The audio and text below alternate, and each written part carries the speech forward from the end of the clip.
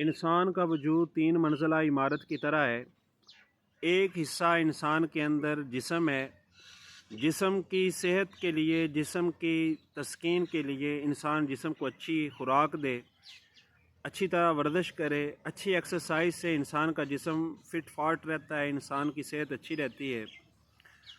دوسرا حصہ انسان کے اندر دماغ ہے۔ دماغ کی تسکین ہوتی ہے علم سے۔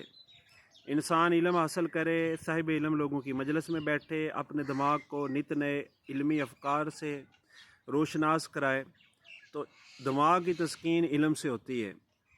اور تیسرے نمبر پر انسان کے اندر قلب ہے، روح ہے۔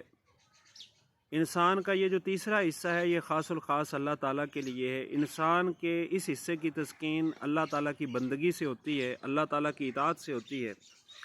جتنی زیادہ اللہ تعالیٰ کی بندگی کرے گا، تلاوت کرے گا، نماز پڑھے گا اور رب سے تعلق وابستہ رکھے گا، تو انسان کی روح مہذب ہوگی، انسان کی روح پاک ہوگی، انسان کی روح کی بھوک ختم ہوگی۔ آج لوگ افراط و تفریط کا شکار ہیں۔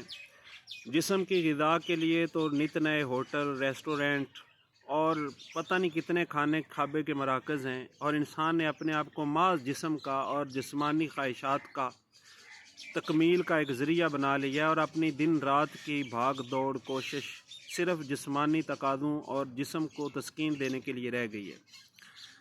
علم سے ہمارا یہ حال ہے کہ لوگ سکرینوں کو زیادہ پسند کرتے ہیں، اور ٹک ٹاک ہے، یوٹیوب ہے، سکرینوں پر ٹائم زیادہ سپینڈ ہوتا ہے۔ علم پڑھنے میں، کتابوں کا مطالعہ کرنے میں، اہل علم کی مجلس میں بیٹھنے کو ہمارے پاس ٹائم نہیں ہے۔ سوشل میڈیا پر بھی وہ بندہ زیادہ پاپولر ہوتا ہے جو زیادہ غیر سنجیدہ اور خرافات اور لچر پن جس کے اندر زیادہ ہو، لوگ اس کو پسند کرتے ہیں۔ علم کی طرف قوم کا اجتماعی طور پر میلان اور شغف نہیں ہے۔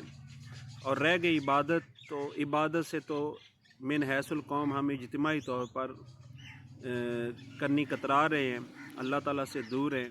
اللہ تعالیٰ کی بارگاہ میں دعا ہے کہ ہمیں اللہ تعالیٰ ان تینوں کے تقاضوں کو پورا کرنے کی اور افراط و تفریط سے بچنے کی توفیق عطا فرمائے۔